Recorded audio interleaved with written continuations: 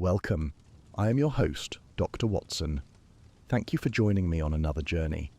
Today we are talking about the Dagger beneath the Thames. But before we start, let me know where you are watching from and what was the first Sherlock Holmes story you ever heard about. Chapter 1. The Bones Beneath the River. It was on a bitter February morning in the year 1895 that the case which I have come to regard as one of the most singular and most sorrowful of Sherlock Holmes's career first presented itself at our door. The sky over Baker Street was the colour of old pewter, and a sharp wind from the east rattled the window panes of our sitting room with a persistence that matched my companion's foul temper. Holmes had been without a case for the better part of a fortnight. He sat in his dressing gown, his long legs drawn up beneath him in his armchair, his fingers steepled beneath his chin, and his grey eyes fixed upon some invisible point on the ceiling with the intensity of a man watching the approach of an executioner. He had not spoken in over an hour. The Persian slipper had been emptied of tobacco twice since breakfast, and a faint blue haze hung about the room like river fog. I had learned, through years of close association, that these dark moods were best left undisturbed. I occupied myself with the Times, turning the pages with what I hoped was unobtrusive quiet, until a particular article caught my attention. "I see the Thames pedestrian tunnel is in the papers again," I remarked, more to fill the oppressive silence than from any expectation of interest. Sir Reginald Blackwood defending the project against its critics. Cost overruns, delays, the usual complaints. He calls it the boldest feat of civil engineering since Brunel. "Sir Reginald Blackwood," said Holmes without altering his position, "is a man who confuses ambition with vision. He has championed that tunnel not for the benefit of London's pedestrians, but for the elevation of the Blackwood name. It is a monument dressed as a thoroughfare. You know the man. I know the type." Holmes closed his eyes. Wealthy, politically connected, you were outwardly philanthropic, and possessed of the particular ruthlessness that is required to push a quarter-mile tunnel beneath the Thames, while half of Parliament protests the expense. Is there anything else in that dreary catalogue of human folly you call a newspaper, or shall I resume my study of the ceiling? I was spared the necessity of a reply by the sound of the front door opening below, followed by hurried footsteps on the stairs. Footsteps I recognised at once. They belonged to a man of considerable weight, who habitually took the steps two at a time when agitated, which was to say, whenever he visited us. "Lestrade," I said. Holmes's eyes opened. A flicker of something, not quite hope, but the first stirring of interest I had seen in days, passed across his lean features. The door burst open without ceremony, and Inspector Lestrade of Scotland Yard stood on the threshold, his sharp ferret's face flushed with cold and something more than cold. He held his bowler hat in both hands, turning it by the brim in a manner I had come to associate with cases that troubled him beyond his capacity to articulate. "Mr. Holmes, Dr. Watson, I apologise for the early hour." "You have not slept," said Holmes, unfolding himself from the chair with a sudden fluid grace. "Your collar is yesterday's. The coffee stain on the left point betrays you. The mud on your boots is Thames clay from the Rotherhithe bank. Sit down, Inspector, and tell me who is dead." Lestrade blinked. "How did you would not have come at this hour in yesterday's linen for anything less than a significant body. Who is it?" Lestrade lowered himself into the basket chair. "Sir Reginald Blackwood." I confess I started. Holmes merely raised one eyebrow. "We were just speaking of him," I said. "The tunnel man?" "The very same." Lestrade drew a long breath. "Found dead last night inside the unfinished tunnel, Doctor. Beneath the Thames. Between Wapping and Rotherhithe. Crushed under collapsed scaffolding." He paused and his jaw tightened, with a Viking dagger through his chest. The silence that followed was absolute. Even the wind seemed to hold its breath. "Continue," said Holmes. He had not sat down. He stood by the mantelpiece perfectly still, and I recognised in his posture the coiled attention of a hound that has caught the first thread of a scent. "The night watchman found him at 8:30, said Lestrade. The scaffolding in the central section of the tunnel had come down. A whole framework of timber and iron collapsed across the walkway. Sir Reginald was underneath it, dead when the watchman reached him, and had been for some time by the surgeon's estimate. The dagger was buried in his chest, up to the hilt." "What manner of dagger?" asked Holmes. "That's the queer part. It's old, Mr. Holmes. Very old. Some sort of Norse relic pulled out of the riverbed during the excavation. They'd mounted it in the archway of the tunnel as a sort of decoration. A nod to history, I'm told. The official line is that it fell with the scaffolding and struck him as he went down." "An extraordinarily accommodating accident," said Holmes dryly. "A man is crushed by scaffolding, and a decorative dagger, mounted in an archway some distance above, contrives to detach itself, fall at precisely the correct angle, and bury itself to the hilt in his chest. Does that strike you as probable, Inspector?" "It strikes me as damned unlikely," said Lestrade, with a candour I appreciated. "That's why I'm here. The Commissioner wants it ruled a construction accident. Cleaner that way. No scandal, no inquiry beyond the engineering. But I've seen a few bodies in my time, Mr. Holmes, and accidents don't usually put a blade through a man's heart so neatly." Holmes turned to me. His eyes were bright and sharp. The listless fog of the morning burned away as though it had never been. "Watson, what does the wound tell us, even at this remove?" "A dagger mounted blade downward in an archway," I said, thinking it through. "Falling onto a man below, the wound should enter from above. A downward trajectory, following gravity. The depth of penetration would depend on the weight and the height of the fall, but the angle should be more or less vertical." "Precisely. And the actual wound, Lestrade, what was the angle of entry?" Lestrade frowned. "The surgeon said it went in clean, nearly horizontal, through the ribs, into the heart." "Horizontal," Holmes repeated softly. He turned to the window, and I saw the ghost of a smile at the corners of his mouth. Not a smile of pleasure, but of recognition, the smile of a man who has been handed a puzzle worthy of his attention. "A falling blade does not change direction mid-air. Someone placed that dagger where it would do its work, and brought the scaffolding down to disguise the method. This is not an accident, Lestrade. This is murder, and rather ingenious murder at that." Lestrade nodded slowly. "Will you come?" I would not miss it for the world. Holmes was already striding toward his bedroom. "Watson, your coat and your revolver, if you please. We are going beneath the Thames." Within a quarter of an hour we were in a cab, rattling eastward through streets still dark with the early morning. Lestrade sat opposite, answering Holmes's rapid questions. Sir Reginald had been expected at the tunnel for an emergency inspection. He had arrived alone. No workers were present. The site had closed at 5:30. "Who summoned him to the tunnel?" asked Holmes. "A note. His secretary arranged it." "I shall want to see that note." Holmes lapsed into silence, his chin sunk upon his breast. I watched the city slide past, the grey facades giving way to the cramped streets of Wapping, the masts of moored vessels rising like a winter forest beyond the rooftops.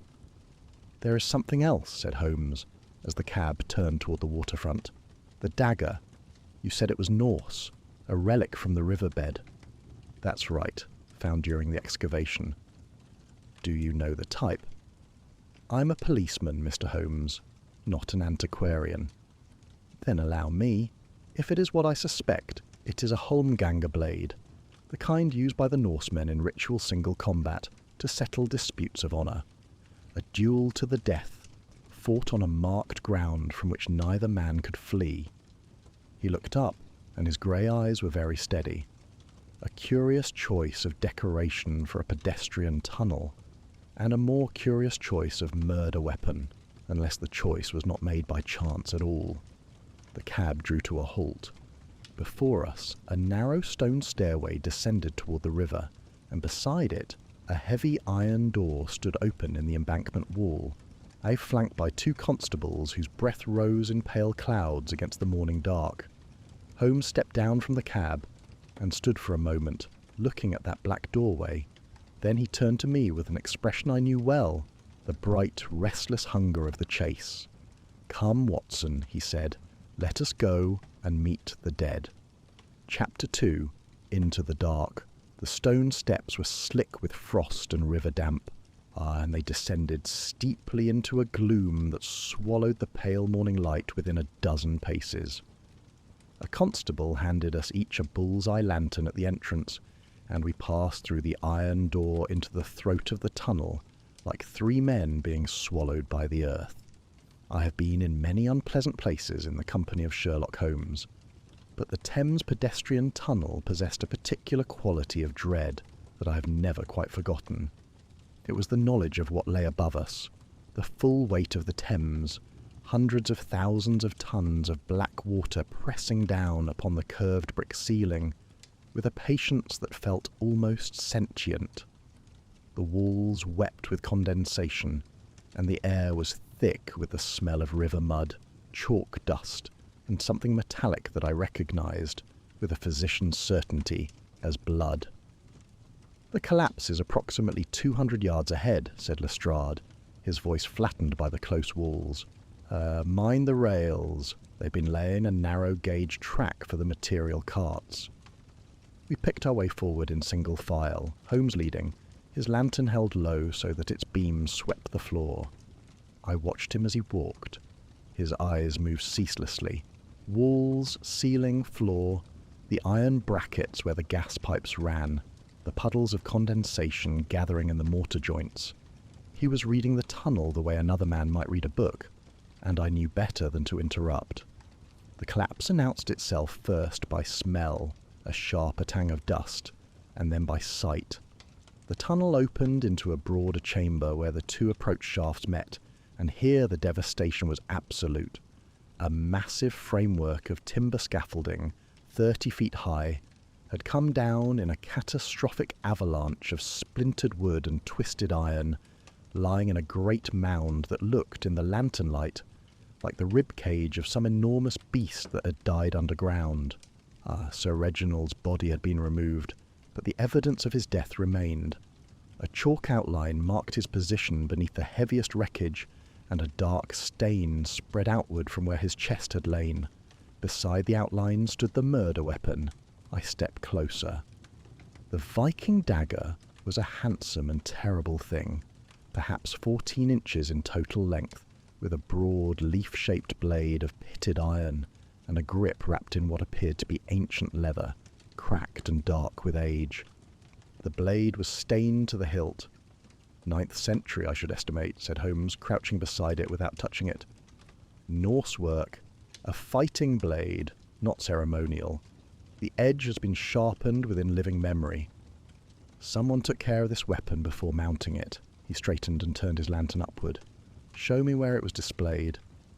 Lestrade pointed to the archway above, a decorative brick arch that framed the junction of the 2 tunnel sections. A metal bracket was still visible, bolted into the brickwork at the apex, with an empty mounting hook. It hung there, blade pointing down. The theory is it came loose when the scaffolding struck the arch on the way down. Holmes said nothing for a long moment. He moved his lantern slowly, tracing the line from the mounting bracket to the chalk outline on the floor. Then he knelt beside the bloodstain and examined it with his lens. "Watson, you are a medical man. Attend." I knelt beside him. He indicated the shape and distribution of the bloodstain, and the position of the chalk outline relative to the archway above. If the dagger fell from that bracket, blade down, following gravity, and struck a man lying beneath the wreckage, what angle of entry would you expect? "Steep," I said, "nearly vertical, entering from above, driving downward through the chest. And the surgeon's report states the wound was horizontal, through the 4th and 5th ribs on the left side, penetrating the heart laterally." Holmes looked up at me, and in the lantern light his face was sharp and bright with certainty. A falling blade does not alter its trajectory, Watson. This dagger did not fall from that bracket. It was placed, deliberately, at chest height, within the scaffolding framework, angled to impale a man standing upright. The scaffolding collapse drove him onto the blade, or drove the blade into him. Either way, the result was engineered. "Good God," said Lestrade. Holmes rose and turned his attention to the scaffolding itself. He moved through the wreckage with the careful, unhurried precision of a surgeon, pausing to crouch, to peer, to run his long fingers along a joint or a fracture point. Lestrade watched from the edge of the debris with the expression of a man who has just realized he is standing in deeper water than he expected. "Here," said Holmes at last. He had found a critical connection point where a vertical timber met a horizontal crossbrace. The timber had been cut nearly through, not broken, but cut. The saw marks were fine and deliberate, leaving only a thin margin of wood to bear the load. He moved to a second joint, then a third. Each showed the same subtle sabotage. 3 load-bearing joints, all weakened to within an inch of failure, said Holmes. This was not negligence, Lestrade. This was calculation. Whoever did this understood the structural dynamics of this scaffolding with the precision of an engineer. I saw Lestrade's face change at the word engineer, but Holmes had already moved on. He was at the eastern wall of the chamber now, running his fingers along the brickwork. I watched him pause, tap the wall with his knuckle, move a foot to the left and tap again. "Watson, come here." I joined him. He tapped the wall again, and this time I heard it. A hollow sound, distinctly different from the solid thud of the surrounding brickwork. "This section is not solid," said Holmes quietly. He brought his lantern close. The mortar here was newer, lighter in colour, with a faint powdering of fresh brick dust along the lower edge. Someone has built a wall in front of a passage, and recently this mortar is no more than a few months old. "A passage?" said Lestrade. "To where?" Holmes did not answer. He pressed his ear to the wall and was silent for several seconds. Then he straightened and brushed the dust from his coat with an air of studied nonchalance that I recognized as deliberately misleading. "Merely an observation," he said lightly. "Old tunnels are full of curious features. I should not wish to delay you with architectural speculation, Inspector." Lestrade was not fooled, but he knew Holmes well enough to understand that pressing the point would yield nothing. He opened his mouth to object, but was interrupted by the sound of heavy boots on the tunnel floor behind us. A broad, weathered man of perhaps 55 appeared at the edge of the collapse, a lantern in one thick fist, and a face like a clenched knot of anxiety and belligerence. "Who gave permission for this?" he demanded, surveying the scene with proprietorial fury. "This is a construction site, not a bloody fairground. There's been an accident, a terrible accident. And the last thing we need is—" "Mr. Oswald Pike, I presume," said Holmes pleasantly. "Foreman of the tunnel construction crew. We are here at the request of Scotland Yard." Pike's fury acquired a cautious edge. He was a big man, thick through the shoulders, with hands that could have closed around a fence post, but there was sweat on his brow that the cold tunnel air did not account for, and his eyes darted repeatedly toward a leather-bound logbook on a makeshift desk near the wall. Terrible business," Pike said, forcing composure into his voice. "Sir Reginald had no business being down here alone after hours. The scaffolding's been under strain for weeks. I told him to his face the materials he insisted on were substandard."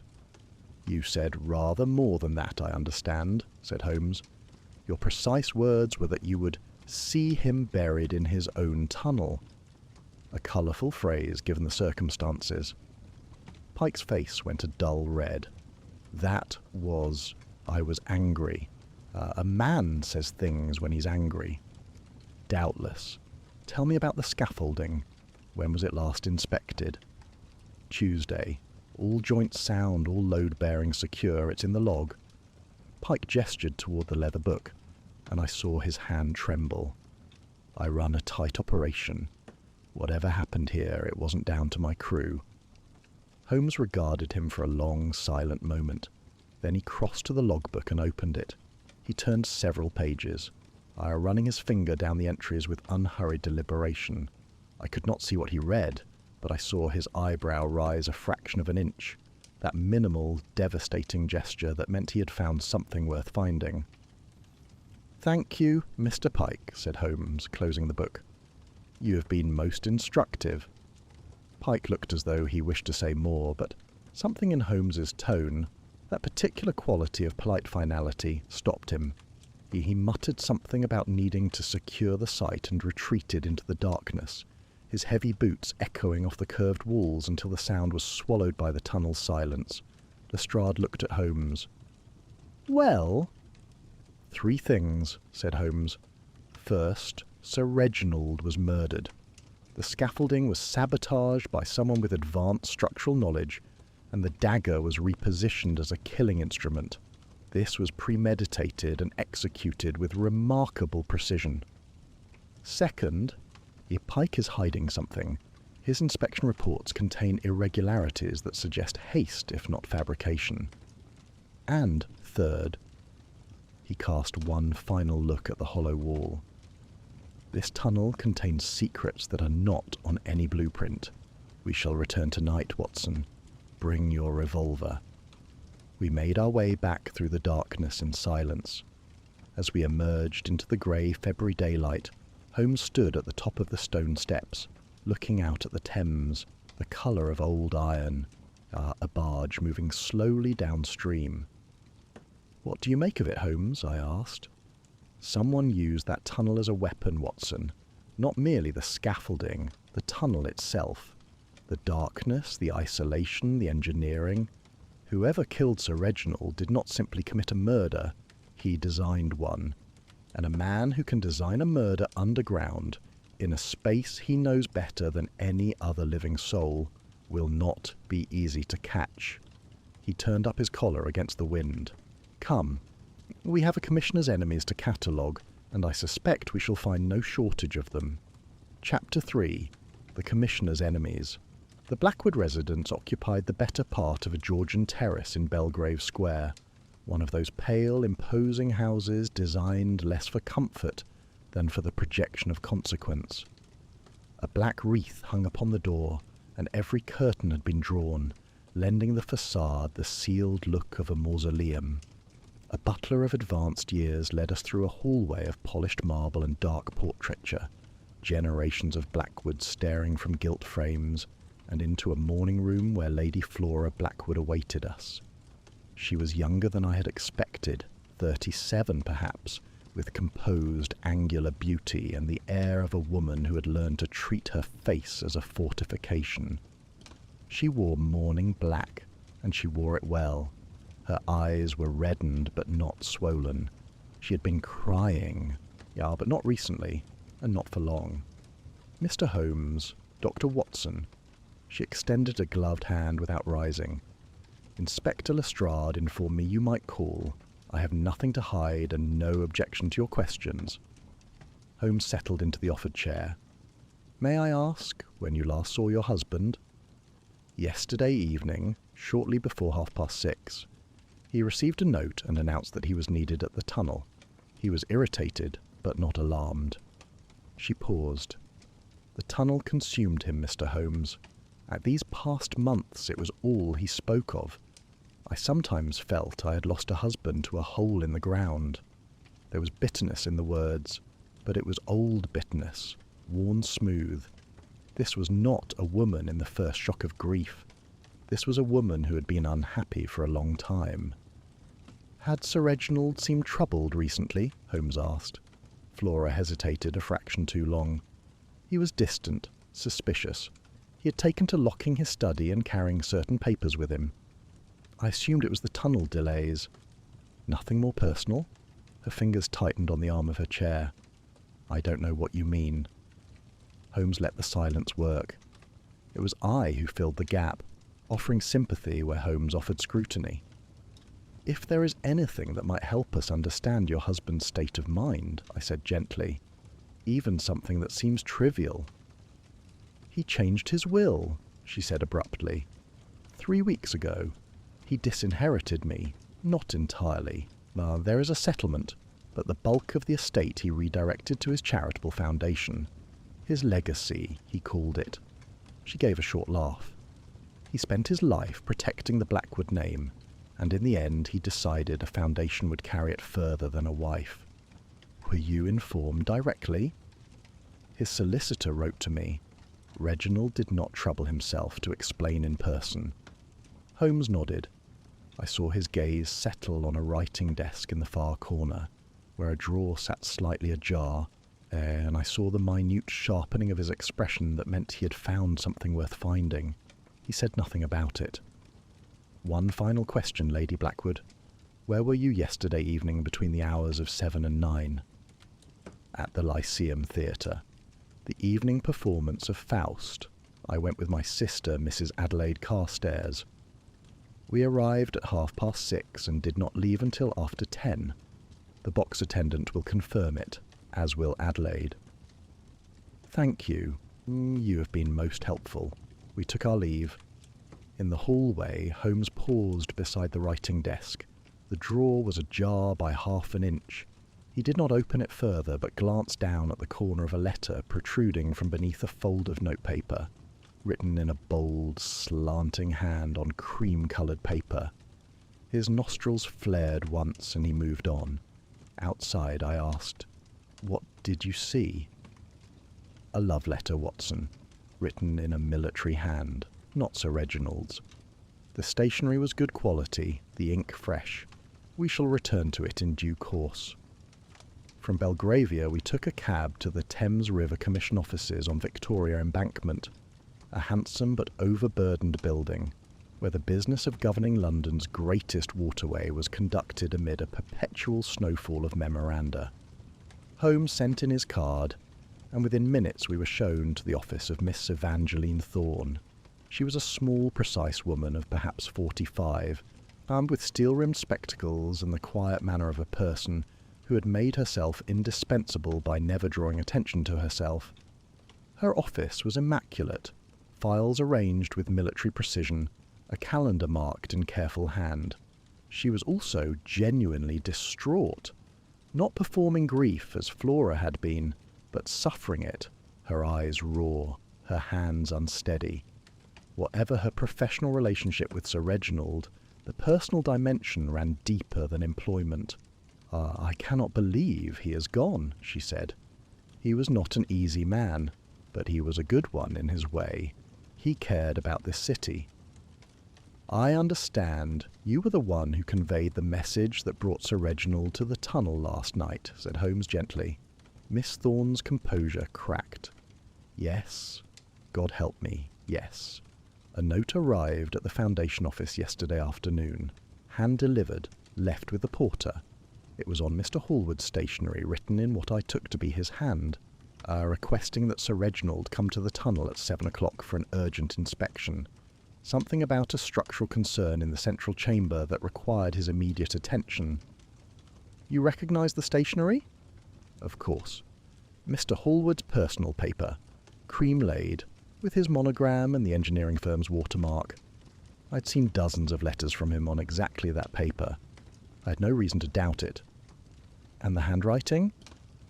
I believed it to be his. It was a credible imitation, certainly. But I confess I did not examine it closely. The tone was urgent, and I acted accordingly. I sent a messenger to Sir Reginald's home at once. Holmes extended his hand. "May I see the note?"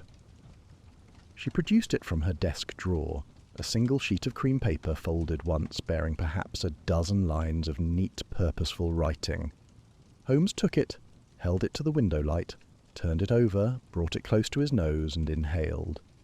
Then he folded it carefully and placed it inside his coat with her permission.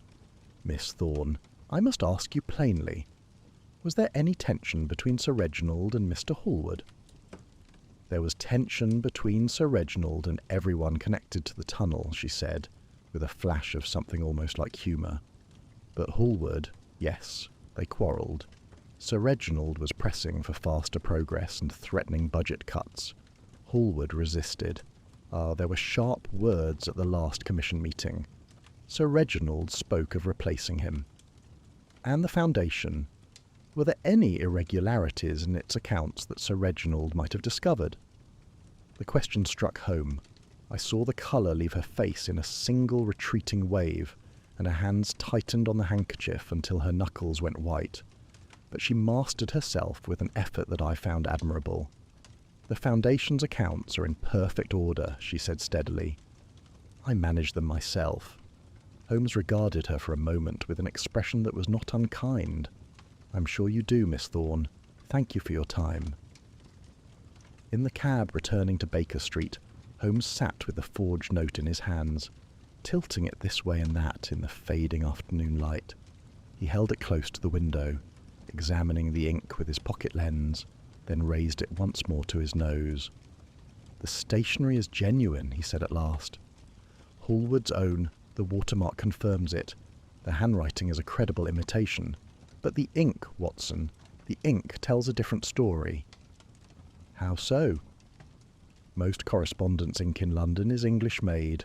Stevens, Perry's, the common varieties. This is different. It has a particular density, a faint bluish cast, and a trace of mineral oil in the binder that is characteristic of a German engineering compound manufactured in Cologne. It is not the sort of ink one finds in a secretary's office or a Mudlark's shop." "You think Hallward wrote this note himself?" "I think that whoever wrote this note used an ink that Hallward uses. Whether Hallward is the author, or whether someone had access to both his stationery and his ink, remains to be determined." He pocketed the note and leaned back in the cab. "But the circle of suspects narrows, Watson. A wife with motive and a lover to protect. A secretary who delivered the fatal summons and turned pale at the mention of the Foundation's accounts. An engineer whose stationery and ink were used to lure a man to his death. And somewhere in that tunnel, a hidden passage that should not exist." "You have not mentioned Pike," I said. "Pike is a frightened man with something to hide, but his fear has the particular quality of a man who dreads exposure for his own failings, not punishment for another's death. His safety reports are falsified, that much was plain from the logbook, but falsifying reports to keep a project on schedule is a different species of crime from engineering a murder." "Then who?"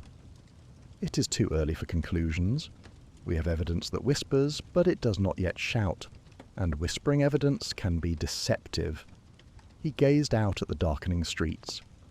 "Tomorrow we visit the man at the centre of this web, Mr. Cedric Hallward, and then a certain retired naval captain whose name I expect to find attached to that love letter." He fell silent. The cab rattled westward through the early dark, and I found myself thinking of that tunnel, the hollow wall, the sabotaged scaffolding, the ancient blade, and of the person who had written that note in German ink. Somewhere in London they were sitting down to supper or lying awake in the dark, and I wondered whether they felt the noose beginning to tighten. If not, if they had not yet reckoned with Sherlock Holmes. Chapter 4.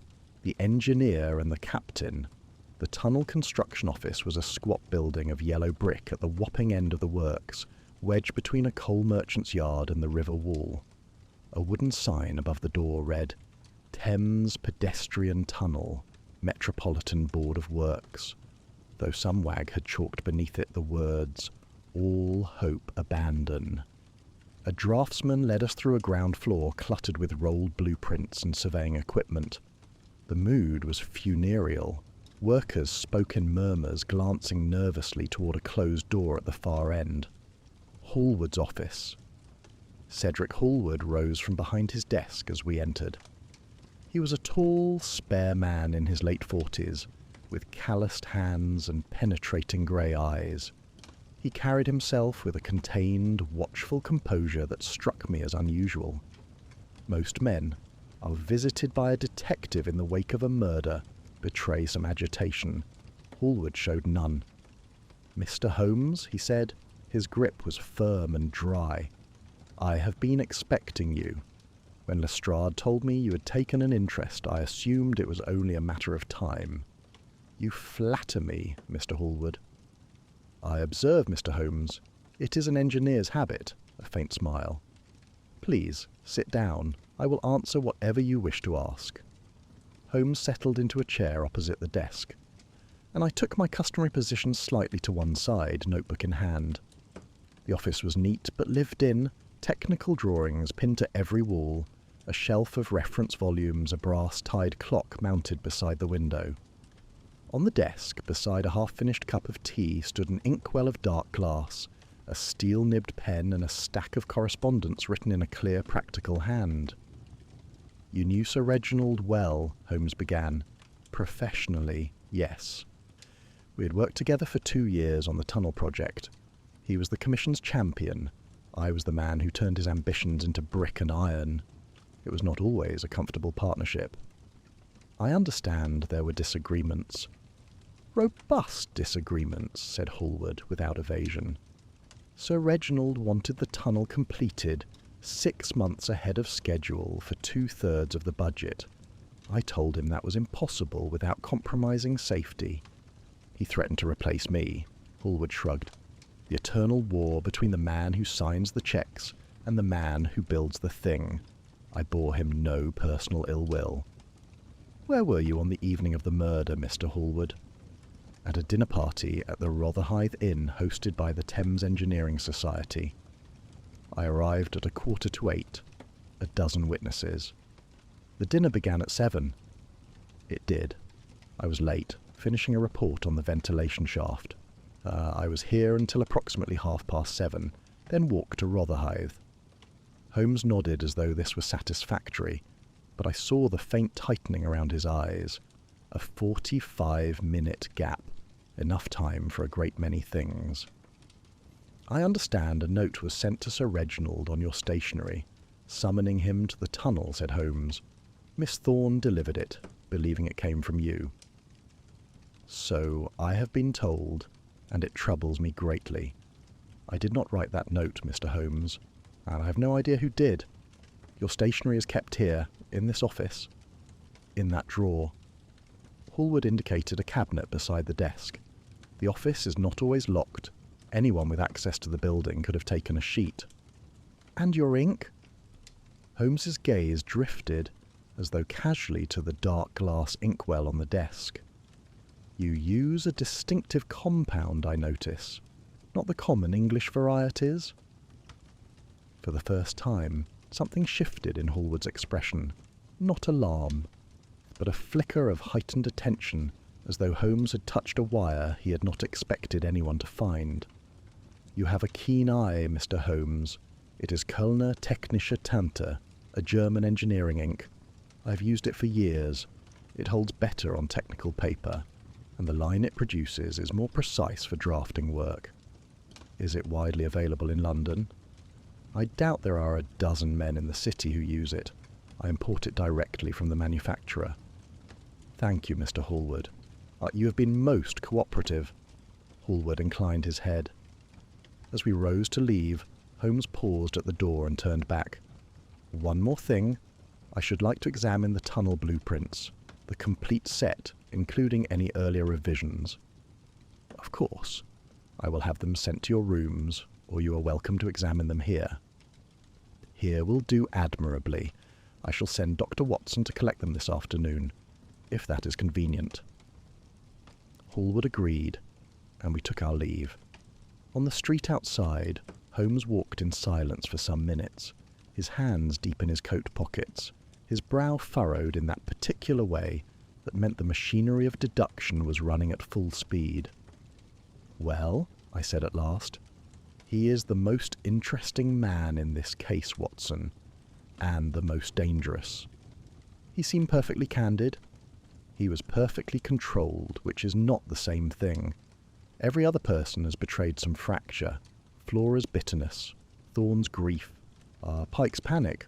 Hallward showed nothing. He answered with the precision of a man who had anticipated every question and volunteered the information about the ink before I could make it an accusation. That is not candour. That is strategy. You suspect him?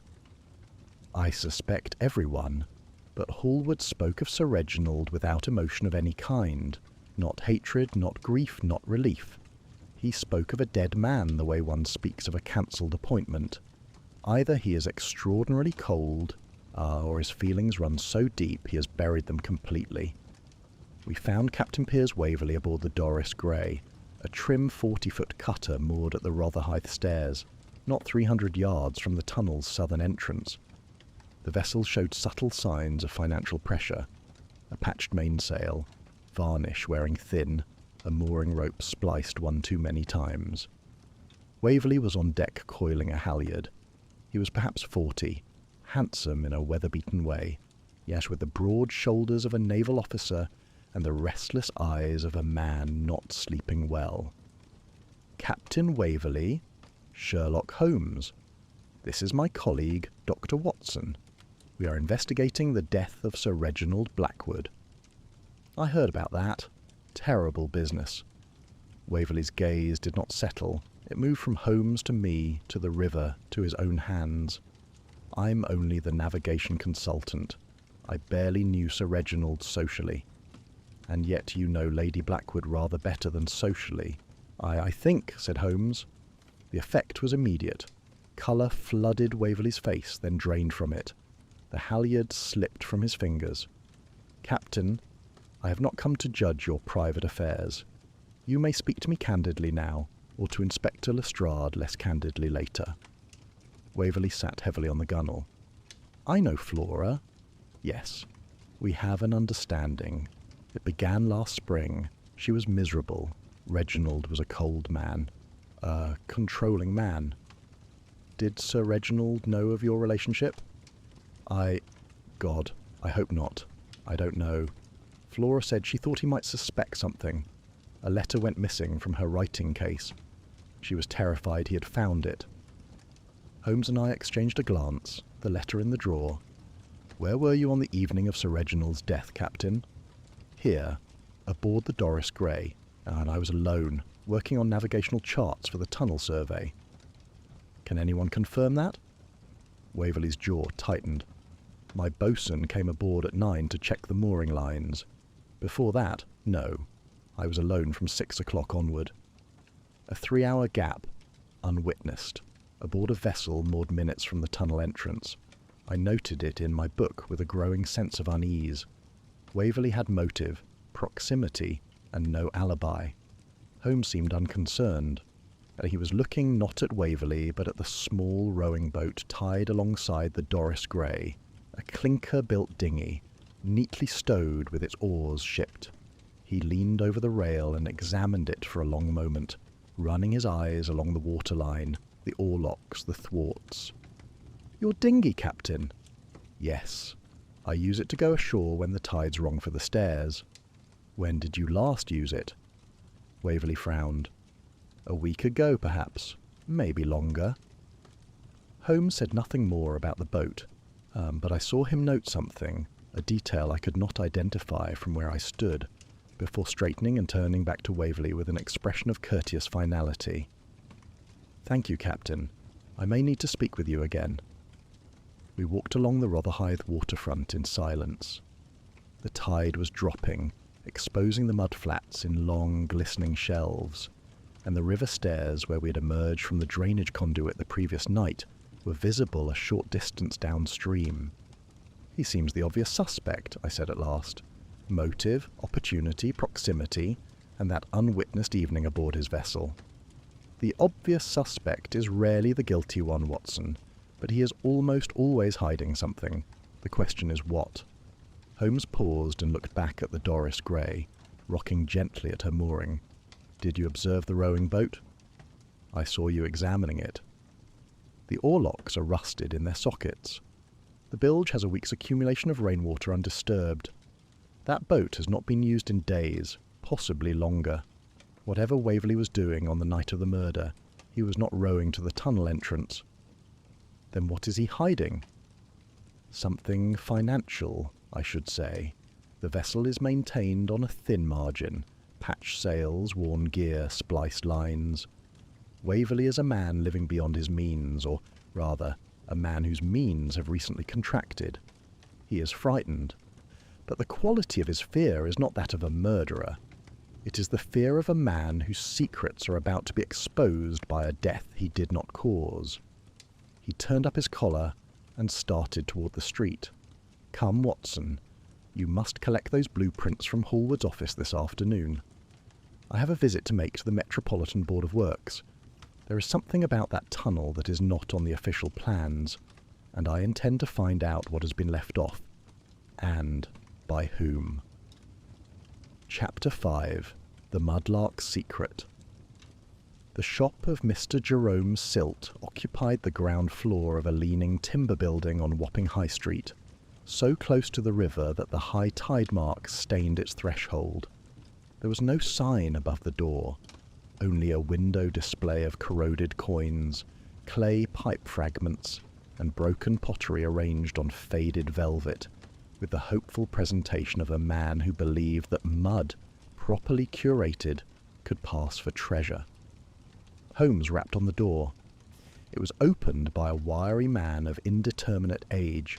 He might have been 40 or 60, the river having weathered him beyond easy reckoning. He had sharp, suspicious eyes set deep in a face the colour and texture of old leather, and he wore a heavy coat over mud-stiffened trousers that suggested he had been on the foreshore that morning. His hands were stained black to the wrists. "Mr. Silt, Sherlock Holmes. I should like to speak with you about the Viking dagger." Silt's expression went through several rapid transformations: surprise, calculation, hostility, before settling on a guarded neutrality. "I've nothing to say about that dagger. It was taken from me unlawful. Pulled it from the mud with me own hands, and Blackwood snatched it for his bloody museum without so much as a penny."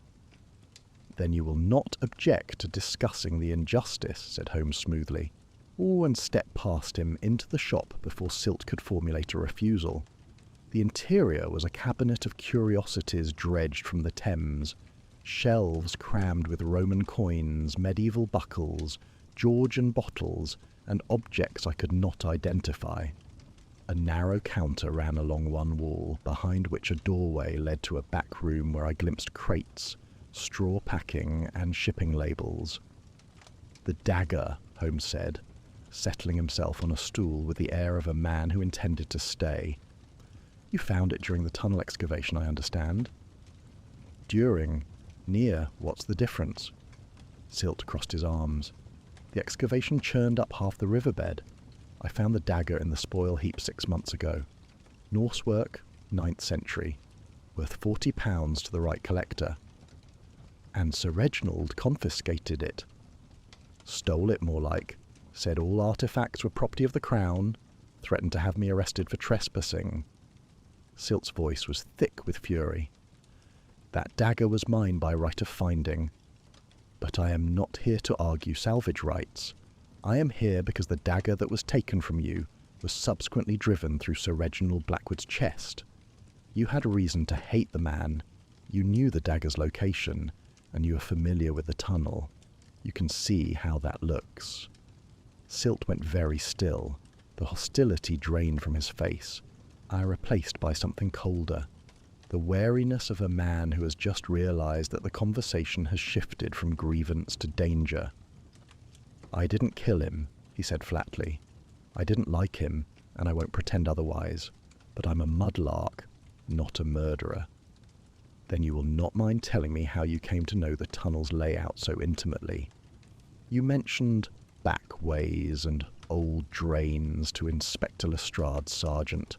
A curious level of familiarity for a man supposedly barred from the construction site." Silt's mouth tightened. For a long moment he said nothing, and I could see the calculation working behind his eyes. How much to admit, how much to conceal. Holmes waited with the infinite patience of a man who held all the cards and knew it. "There are drains," Silt said at last. "Old ones. What are Victorian storm drains under the Wapping Bank? I've used them for years. They give access to stretches of mud other larks can't reach. And when the tunnel excavation started churning up artifacts, I used the drains to get close to the spoil heaps. It's not trespassing if you're underground." Do they connect directly to the tunnel? To the old works, yes. The Victorian drainage runs parallel for a stretch, but the new construction has blocked most connections. Holmes leaned forward. And the new drainage conduit, the one built as part of the current construction? Silt frowned. I don't know about any new conduit. I know the old drains, been walking them since I was a boy. I watched Holmes's face as Silt spoke, and I saw the subtle shift of satisfaction, not triumph, but the quiet confirmation of a hypothesis. Silt knew the old Victorian drains, but not the new conduit that Holmes had discovered behind the hollow wall. The distinction mattered. Whoever had used that hidden passage to escape the murder scene knew about construction that existed only in the current engineering plans, not in the century-old drainage network that Silt had been navigating since childhood. Where were you on the evening of the murder, Mr. Silt? Here, in my shop. The wife will tell you the same. Mrs. Silt's testimony has been described to me as occasionally unreliable. Silt bristled. She's a plain-spoken woman who doesn't suffer fools, which some people mistake for dishonesty. I was here, Mr. Holmes. I had no reason to be anywhere near that tunnel. Holmes rose, thanked Silt with a courtesy that seemed to unsettle the man more than hostility would have, and we departed. I noticed as we passed through the shop that Holmes cast a lingering glance at the back room, the crates, the shipping labels, the straw packing, but said nothing until we were in the street. Silt is a smuggler, said Holmes matter-of-factly. Those crates in the back room are packed for export. The labels are addressed to a dealer in Amsterdam. He has been running a black market antiquities operation, moving artifacts out of the tunnel excavation through his network of old drains. It is a crime, but it is not our crime. You believe him? About the murder? I believe he did not know about the new conduit. His knowledge of the tunnel is archaeological, not engineering. He is a man of the old river, the Victorian passages. Up the foreshore, the tidal mud. The murder was committed through the new construction by someone who understood the modern blueprints, not the historical drainage. Silt is a thief, Watson, but he is the wrong kind of thief. That evening, at 10:30, Holmes and I returned to the tunnel. We entered not through the main shaft at Wapping, but through a service door on the Rotherhithe bank, to which Holmes had obtained a key through means he did not disclose. The tunnel was black and silent, the gaslight still shut off, and our bullseye lanterns carved narrow channels through the darkness. The river sounds were different at night, a deep, rhythmic groaning in the brickwork, as though the Thames were breathing in its sleep. Holmes led me directly to the hollow section of wall he had identified on our first visit. He produced from his coat a cold chisel and a small mason's hammer, and with quick, precise strikes, he loosened the mortar around a section of newer brickwork. Within minutes he had removed enough bricks to reveal what lay behind, a narrow passage, roughly 4 feet wide and 5 feet high, lined with raw brick and sloping gently downward toward the river. The drainage conduit, said Holmes. Not on the official blueprints, yet here it stands. Shall we? We entered. The passage was cramped and foul-smelling, the air thick with damp and the chalky tang of exposed geological strata. The walls were rough, newer construction than the main tunnel, functional rather than finished. The floor was covered in a fine white powder that our boots disturbed into small clouds with every step. Chalk, said Holmes, crouching to examine it. We are passing through the upper chalk stratum, the geological layer that lies between the London clay and the river gravel. This chalk is distinctive. It does not appear anywhere in the main tunnel or in the streets above, yet anyone who walked this passage would carry it on their boots. He marked this observation with a quiet emphasis that told me it would prove significant. The conduit ran for perhaps a quarter of a mile, sloping steadily downward before levelling out and turning toward the river. As we progressed, I became aware of a new sound. the low, insistent rush of water somewhere ahead. Holmes checked his pocket watch and then produced a folded tide table from his coat. "The tide turns in 40 minutes, he said. "At high water, this conduit floods to a depth of 3 feet, impassable without wading, and dangerous even then. But at low tide, the window from approximately 6:45 to 7:45 in the evening, the passage is dry." He looked at me, and in the lantern light his expression was grave and certain. "The murder occurred at approximately 10 minutes past 7. The killer entered this conduit after triggering the scaffolding collapse and walked its length to the river, emerging at the Rotherhithe stairs during the low tide window. The timing is precise to the minute. Only someone with expert knowledge of the river's tidal patterns could have planned it." "That eliminates silt," I said. "He would have used a boat." "It eliminates silt and Pike both. Pike would not have known this conduit existed. It is not on the official plans. It eliminates Waverley as well, for though he understands tides, he had no knowledge of this passage and no reason to build one." Holmes straightened. "This conduit was built by the man who designed the tunnel. It was omitted from the blueprints by the man who controlled the blueprints. And it was used, on the night of the murder, by the man who knew, to the minute, when the river would permit his escape." The passage ended at an iron grating set into the embankment wall.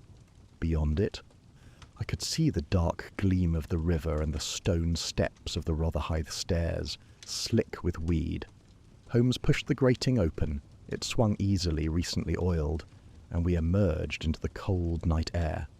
He stood for a moment on the river stair, looking back toward the Rotherhithe Inn, visible as a warm glow of windows, perhaps 200 yards distant. "The murderer walked beneath the Thames and emerged in time for dinner," he said quietly. "We are looking for an engineer, Watson, not a mudlark." Chapter 6. Alibis and Lies. Holmes dispatched me early the following morning with a list of names and instructions that were, by his standards, unusually detailed. "I need you to be my legs today, Watson. Verify every alibi. Note not merely what they say, but how they say it. The hesitations, the rehearsals, the things they choose not to mention. I shall be at the Metropolitan Board of Works, examining municipal archives." We parted at Baker Street, and I set out into a London that had turned bitterly cold overnight. My first call was the Lyceum Theatre, where I sought the box attendant who had been on duty the evening of the murder. I found him, a thin, elderly man named Copping, polishing brass fittings in the lobby with the unhurried diligence of a man who took pride in small things. He remembered Lady Blackwood and her sister clearly. "Box 14, sir. They arrived at 6:30, just before curtain. Lady Blackwood and Mrs. going Carstairs. I showed them to their seats myself. They stayed through the interval. I brought them sherry, and did not leave until after the final curtain at 10:30. "You are quite certain they were present throughout?" "Certain as I can be, sir. I checked the boxes at interval, and both ladies were in their seats. The younger one, Mrs. Carstairs, she was chatting away, very lively. Lady Blackwood was quieter. Seemed distracted, I thought. But that's none of my business. The alibi was solid, or appeared to be. I made a note and proceeded to the Carstairs residence in Kensington, where I found Flora Blackwood herself, having taken refuge with her sister since the murder. Mrs. Adelaide Carstairs, a plump, bright-eyed woman who resembled her elder sister only in colouring, confirmed the evening at the theatre with a fluency that struck me as slightly rehearsed, though I could not say precisely what detail rang false. She had answers prepared for questions I had not yet asked, and she delivered them with the eager helpfulness of a woman determined to be believed. Flora received me in the drawing-room. With her sister momentarily absent, she broke down. "I must tell you the truth, Dr. Watson. I have been conducting an affair with Captain Waverley for nearly a year. We had spoken of leaving England, going to Italy." She pressed her handkerchief to her mouth. "And I believe Reginald discovered it that very day. I kept a letter from Piers in my private writing case. The day of his death, I found the case opened and the letter gone. And yet, you went to the theatre. What else could I do? I was paralysed. Sitting in a darkened theatre was preferable to waiting for Reginald to confront me. Her eyes were raw. But I did not kill him, Doctor. I was too much of a coward even to confront him. I believed her, not because her story was convenient, but because the quality of her distress was genuine in a way that performance cannot sustain. From Kensington, I went south to Bermondsey, to the Anchor and Crown, where Pike claimed his alibi. The barman, Dorsey, confirmed Pike's presence from 6:30. He was here right enough, came in black as thunder, settled in the corner with 3 of his lads, drank steady, not falling down, but putting it away with purpose, and muttering about that bastard Blackwood and the whole bloody tunnel coming down on all of us. Pike's alibi held, but on instinct I pressed further, and Dorsey mentioned that one of Pike's men, a young fellow named Briggs, had remarked that Pike spent the previous night rewriting paperwork. The gaffer doing homework, Briggs had called it. Pike hadn't laughed. Rewriting paperwork the night before an investigation into a tunnel collapse. I noted it carefully. The behaviour of a man falsifying inspection reports, though not necessarily the behaviour of a murderer. My final verification was at the Rotherhithe Inn, where Hallward's dinner alibi awaited examination. The innkeeper confirmed the Thames Engineering Society dinner, a convivial gathering of 14 men in the private dining room. Hallward's name was on the guest list. I spoke with 3 attendees and received consistent accounts. Hallward had arrived at approximately 7:45, somewhat flushed and apologetic for his lateness. It was the 4th man, a junior engineer named Tobias Marsh, who provided the detail that would prove most significant, though I did not fully appreciate it at the time. Hallward seemed perfectly normal, said Marsh, an earnest young man with ink-stained fingers, perhaps a touch breathless. He said he'd walked briskly from the tunnel office. I remember noticing his boots, though. They were muddy, which struck me as odd. Muddy how? Marsh thought about it. Not river mud, not the brown Thames muck you see everywhere around here. It was pale, whitish, almost like chalk. I remember because it left marks on the floor and the innkeeper's boy had to mop it up. I thought perhaps he'd walked through a lime quarry. But there's nothing like that between the tunnel office and the inn. White, chalky residue. I wrote it down with a growing sense of its importance, though I could not yet see the full picture. Holmes, I knew, would see it at once. I returned to Baker Street in the late afternoon to find Holmes already ensconced in his armchair, surrounded by a drift of papers that I recognised as architectural drawings. Large, blue-tinged sheets covered in precise technical notation. That he had obtained them from the Metropolitan Board of Works, and he had clearly been studying them for some time, for his pipe had gone cold and his tea sat untouched. Ah, Watson, what news from the field? I gave my report in full, Flora's confession, Copping's confirmation at the Lyceum, Pike's solid alibi and the suggestion of rewritten paperwork, and finally, Marsh's observation about the pale residue on Hallward's boots. Holmes listened without interruption, his fingers steepled, or his eyes half closed. When I finished, he was silent for a long moment. Flora's affair is confirmed then, he said at last. And Sir Reginald had discovered it. The missing letter proves that. It gives both Flora and Waverley an urgent motive. And yet Flora was at the Lyceum, genuinely and verifiably, and Waverley's rowing boat has not been used in days. Their secrets are real, but their guilt in this murder is not. And Pike? Pike is falsifying safety reports. That much is now beyond doubt. Rewriting paperwork the night before an investigation is the act of a man who knows his records will not bear scrutiny. But falsifying reports to conceal negligent construction practices is a very different crime from engineering a deliberate collapse. Pike is a frightened man covering his own failings. He is not our murderer. Holmes rose and crossed to the table where the blueprints were spread. "But this, Watson, this is what I have been waiting for." He smoothed one of the large sheets and placed a finger on a specific section. "These are the tunnel plans, as filed with the Board of Works. There have been 3 revisions since construction began. The first 2 were submitted jointly by the engineering team. The third," he tapped the drawing, "was submitted 4 months ago by Hallward alone. What changed? That is precisely the question. I have compared the third revision to the second, line by line. Every modification is minor and justifiable. A reinforced arch here, a widened ventilation shaft there, except one." He moved his finger to a section of the eastern tunnel wall. "In the second revision, a secondary drainage conduit is clearly indicated, running from the central chamber eastward to the Rotherhithe embankment, with an outlet at the river stairs.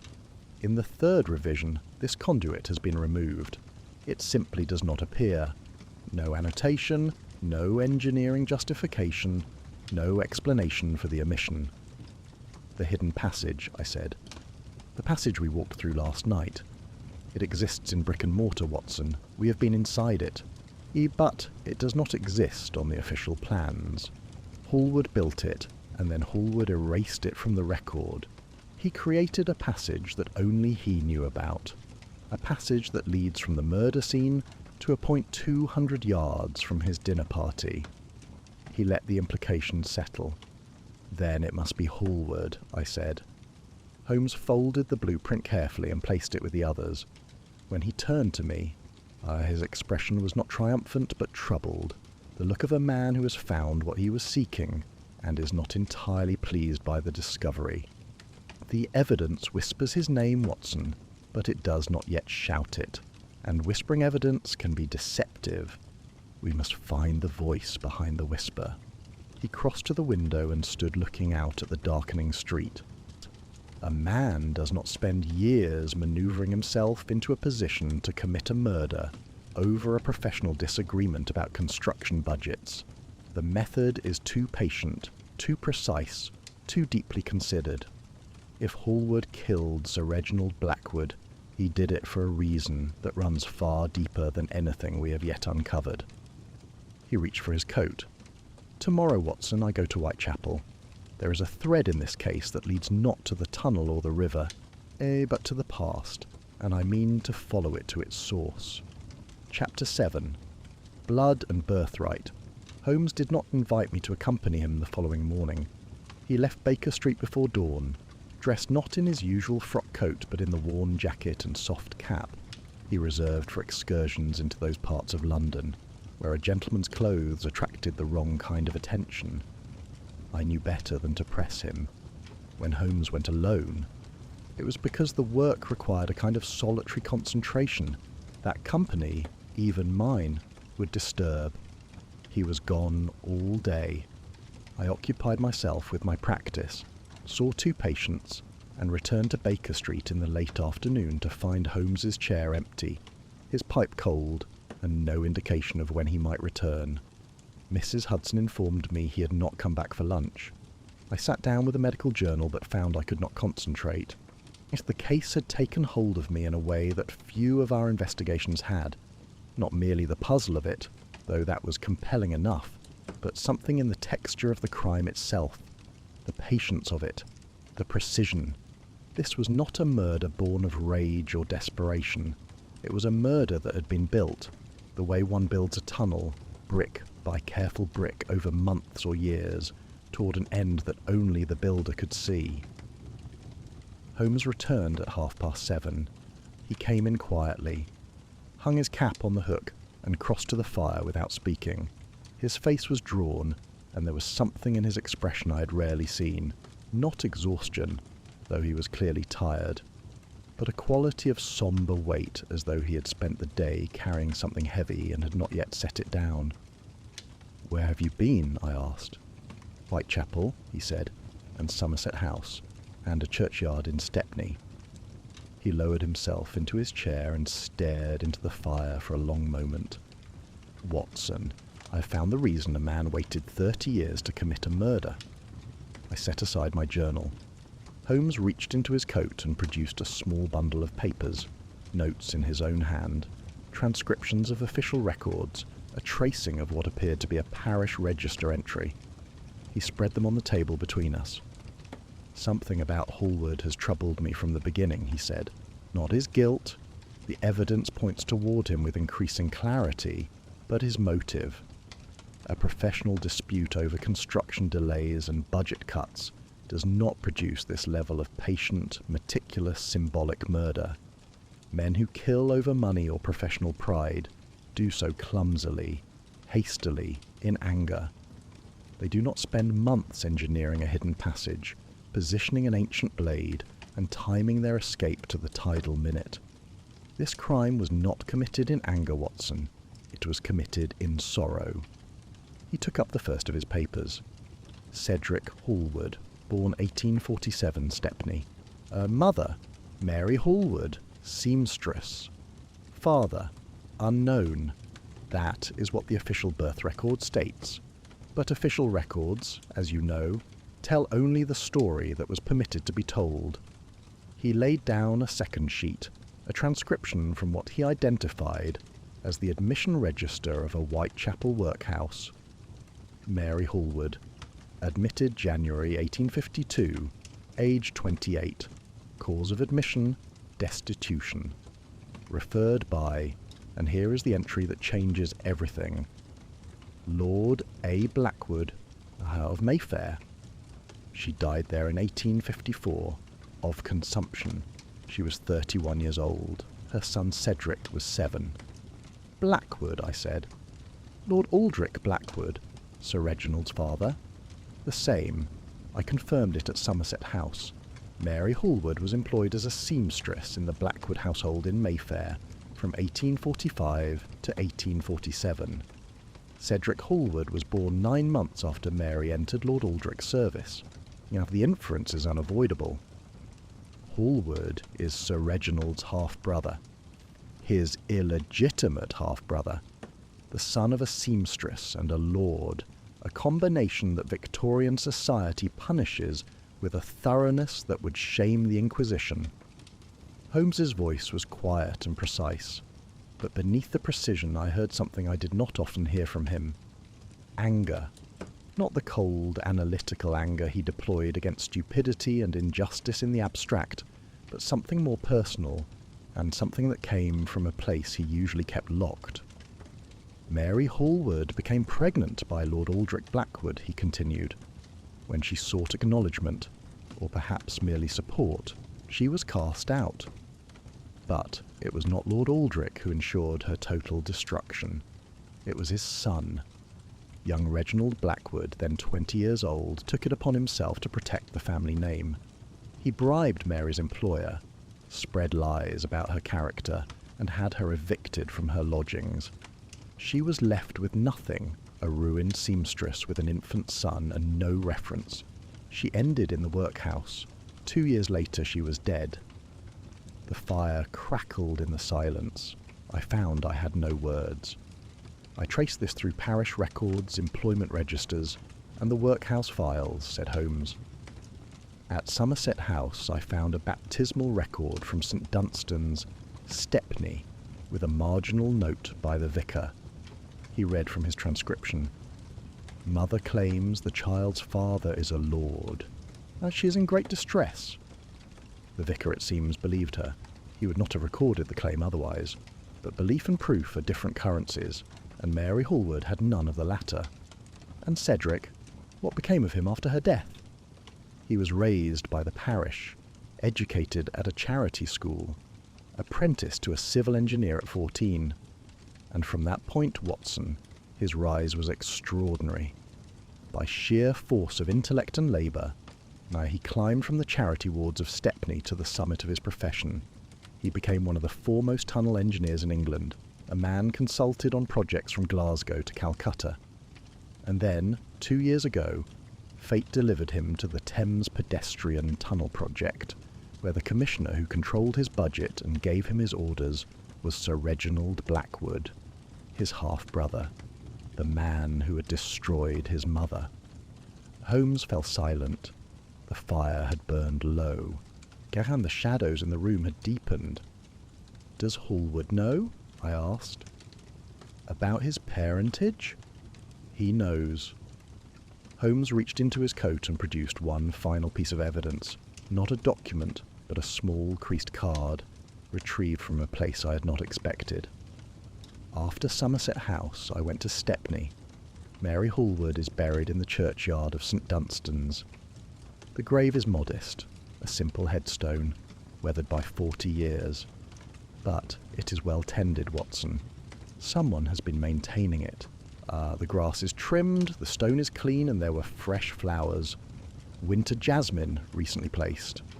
He held up the card. It was small, unsigned, and bore only 4 words written in a careful, steady hand. "Justice is patient." "I found this tucked among the stems," said Holmes. "The hand is Hallwood's. I have compared it to documents from his office. He has been visiting his mother's grave, tending it, leaving these messages. Not for her, I think, for himself. A reminder. A promise." I stared at the card. 4 words, and yet they contained an entire life. Decades of grief, of slow and patient climbing, of a purpose held so tightly and for so long that it had become indistinguishable from the man himself. "He did not seek this opportunity," I said slowly. "He built his career on his own merits. But when the tunnel project placed Sir Reginald in his path, he recognised what the river had delivered to him, not merely revenge, but what he would consider justice, the son of the ruined seamstress, standing at last in a position to hold the son of the Lord, accountable for a crime that no court had ever punished." Holmes turned the card over in his fingers. "The Viking dagger was not chosen at random, Watson. It was a Holmganga blade, the weapon of ritual single combat, used by the Norsemen to settle disputes of honour between men whom the law could not reconcile. Hallwood chose it deliberately. He was not merely killing Sir Reginald, he was challenging him to a duel that Reginald could never have accepted, and fighting it on his own terms, in the darkness beneath the river. The room was very quiet. Outside, the sounds of Baker Street, the rattle of hansoms, the cry of a late newspaper seller, seemed to belong to a different world, one that had nothing to do with the cold churchyard in Stepney, or the workhouse where a young woman had coughed her life away while her son grew up without her. "Holmes," I said at last, "do you believe justice was denied to Mary Hallwood?" He did not answer immediately. He sat with the card in his hands, his grey eyes fixed on the fire, and when he spoke his voice was careful, the voice of a man choosing his words with the precision he usually reserved for chemical analysis. "The law did not fail Mary Hallwood, Watson. It was never invoked on her behalf. No magistrate heard her case. No judge weighed her claim. She was destroyed not by the machinery of justice, but by its absence. By the simple fact that a lord's word outweighed a seamstress's truth, and that the instruments of ruin were available to one and not the other." He paused. "I understand Hallwood's grief. I almost understand his reasoning. But understanding is not endorsement. And grief, however justified, does not confer the right to kill." He placed the card in his desk drawer and rose. "Tomorrow I assemble the evidence.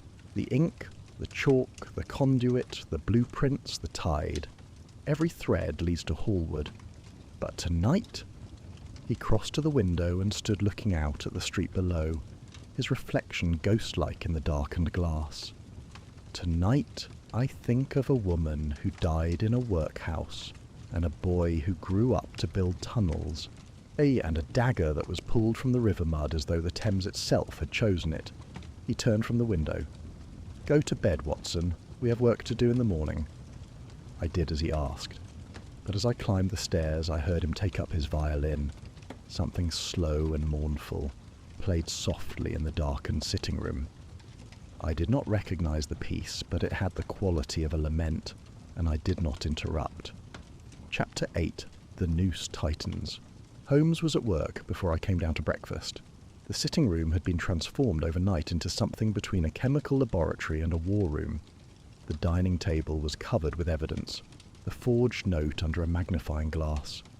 Architectural blueprints weighted at the corners with books, tide tables annotated in Holmes's precise hand, and a collection of glass slides and reagent bottles arranged beside the microscope he kept on the sideboard. A smell of acetic acid hung in the air. "You have not slept," I said. "Sleep is for cases that are finished. Sit down, Watson. I want to walk you through the chain before I present it to Lestrade. Every link must hold, or the whole thing breaks." He began with the note. He had spent the early hours subjecting it to chemical analysis, dissolving minute samples of the ink in various reagents, examining the results under magnification, and comparing them against a reference sample he had obtained, by means he did not explain, from Hallward's office inkwell. "The ink on this note is Kölner Technische Tinte," he said, holding up a glass slide to the morning light. "The same German engineering compound I observed on Hallward's desk. Under magnification, it displays the characteristic iron gall base with a mineral oil binder that distinguishes it from every English ink on the market. I have tested it against Stevens Blue Black, A. Perry's copying ink, and 3 other common varieties. The match is unambiguous. This note was written with Hallward's ink." "Could someone else have used it? You said the office was often unlocked." "They could have used his stationery. A sheet of paper is easily taken. But the ink is another matter. It requires a specific steel nib to flow properly, a drafting nib, not a correspondence pen. The letter forms on this note were made with exactly such a nib. Whoever wrote this was accustomed to writing with engineering instruments. The number of people in London who used this ink, this nib, and had access to Hallward's stationery can be counted on one hand. Hallward is chief among them." He set the note aside and moved to the next piece. Now, the boots. He had sent a message to Lestrade the previous evening, requesting a warrant to examine Hallward's clothing. Lestrade, whose own instincts had been moving in the same direction, had obliged. A constable had collected the boots Hallward wore to the dinner party. They had been cleaned since that evening, but not thoroughly enough. "The innkeeper's boy mopped chalk residue from the dining-room floor," said Holmes, "but the boots themselves retain traces in the stitching and along the welt, the seam where the upper meets the sole. Chalk embeds itself in leather with remarkable tenacity." He produced a small envelope containing a whitish powder. This is the sample from Hallward's boots." He produced a second envelope. "And this is chalk I collected from inside the drainage conduit." He placed both samples on glass slides and positioned them under the microscope. "Examine them." I looked. The powder in each sample was identical to my eye, fine, pale, with a faintly crystalline structure. The chalk stratum inside the conduit is upper chalk, a specific geological layer that lies between the London clay above and the river gravel below. It is exposed only inside the conduit, where the construction cut through the stratum. This chalk does not appear anywhere in the main tunnel, which was bored through the clay layer. It does not appear in the streets of Rotherhithe or Wapping, and the only place a man could acquire this chalk on his boots is inside the hidden drainage passage. He straightened from the microscope. "Hallward told me he walked from the tunnel office to the Rotherhithe Inn. That walk is along paved streets and would leave ordinary road dust on his boots, not geological chalk from a subterranean stratum. The chalk places him inside the conduit he built, the conduit he erased from the plans, or the conduit that runs from the murder scene to a point 200 yards from his dinner party." I felt the weight of it settling, the methodical, inexorable accumulation of evidence, each piece reinforcing the last, until the picture was not merely suggestive, but inescapable. "There is more," said Holmes. He crossed to the window and stood with his hands behind his back, addressing me with the measured cadence of a man rehearsing an argument he would soon deliver in earnest. "I intend to close off every alternative before I name Hallward. The case must not merely point to him, it must exclude everyone else." He had spent the previous day, while I verified alibis, pursuing exactly this objective. He now laid out the results. Waverley first. I confronted him yesterday evening at his mooring. Not about the affair, about money. Holmes permitted himself a thin smile. Captain Waverley has been embezzling from the tunnel project's navigation survey budget. Small amounts, siphoned over months, perhaps £300 in total. He is in debt to moneylenders, and the survey budget was poorly supervised. When I presented him with the evidence, he broke entirely, confessed to the embezzlement, wept, swore on his mother's grave he had not killed Sir Reginald. And you believe him? I believe the evidence. His rowing boat has not been used. The oarlocks are rusted fast, the bilge undisturbed. His embezzlement gives him motive to fear Sir Reginald's scrutiny, but it also gives him motive to keep Sir Reginald alive. A dead commissioner invites auditors, and auditors are the last thing an embezzler wants. Waverley is a weak man and a thief, but he is not a killer. Pike next. I confronted him about the falsified safety reports. The man nearly collapsed. He has been fabricating inspection entries for months, backdating reports, inflating safety margins. He's certifying structural integrity he never verified. He did this not out of malice, but out of desperation. Sir Reginald's demands for faster progress left him no time for proper inspections, and Pike feared losing his position if he fell behind schedule. But here is what matters. Pike cooperated fully once the pretense was stripped away. He walked me through the scaffolding sabotage in detail, the specific joints that were weakened, the method of cutting, the load calculations that would have been necessary to ensure a controlled collapse. His professional assessment was emphatic.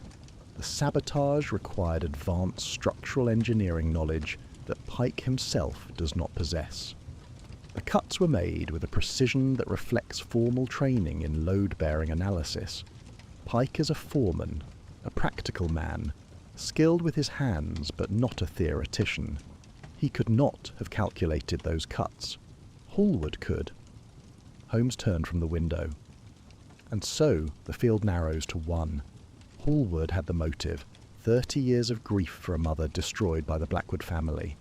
He had the means, the engineering knowledge to sabotage the scaffolding, build and conceal the drainage conduit, and time his escape to the tidal minute.